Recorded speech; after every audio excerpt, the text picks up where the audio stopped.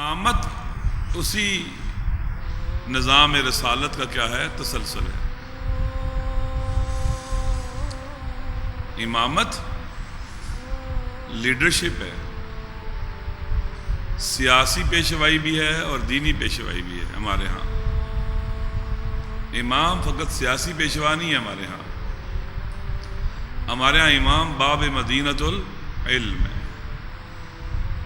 ہمارے ہاں امام کا کام بھی وہی ہے کہ وہ کریمانہ اخلاق کو آگے لے کے بڑھے. ہمارے ہاں امام وہی ہے جو کہ نظام عدل کو لے کے چلے. لہذا کفی و کف علی فی العدل سوا، اس بات فرماتے ہیں میرا ہاتھ اور علی کا ہاتھ عدالت میں ایک جیسے ہیں. امامت کے اندر چند چیزیں بڑی اہمیت کی حامل ہیں، غور سے سمجھنا اس کو. امامت سمجھ آئے گی تو پھر ہم آگے چلے جائیں گے. امامت میں دین اور سیاست اکٹھے ہیں. یہ ہمارا پولیٹیکل کنسیپٹ ہے. امامت کے اندر دین اور سیاست کیا ہیں؟ اکٹھے ہیں.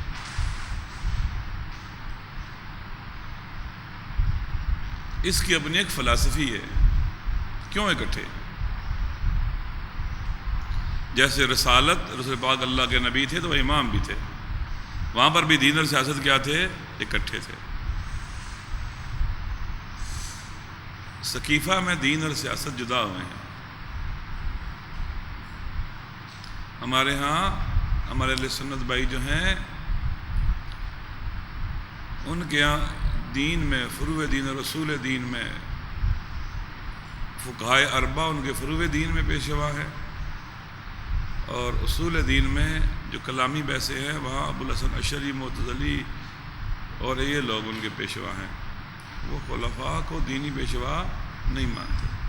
یوں کہیں کہ دین اور سیاست میں جدائی کی بنیاد مسلمانوں میں سقیفہ میں رکھی گئی ہے. جدید معاصر زمانے میں دین اور سیاست میں جدائی کا نظریہ لبرلزم کی بنیاد پر یورپ نے دیا ہے. مکتبہ تشیع نے رسالت کے بعد خلافت کی جگہ پر امامت کو قبول کیا، یعنی دین اور سیاست کی جدائی کے نظریے کو قبول نہیں کیا. ہم امامت کے قائل ہوئے، خلافت کے قائل نہیں ہوئے.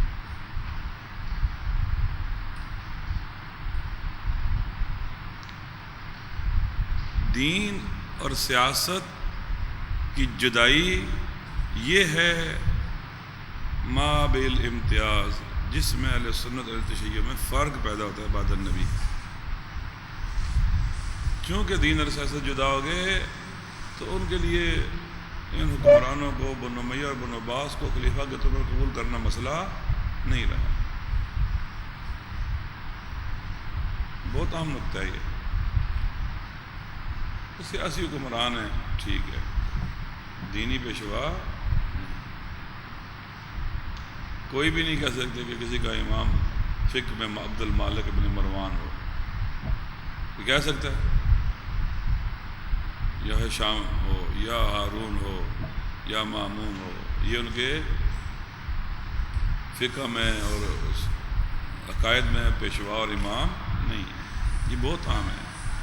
یعنی بظاہر خلافت سلطنت میں بدل گئی، یا بقول مولانا مودودی کے کہ ملوکیت میں تبدیل ہو گئی، لیکن پھر بھی تحمل ہوتی رہی، برداشت ہوتی رہی.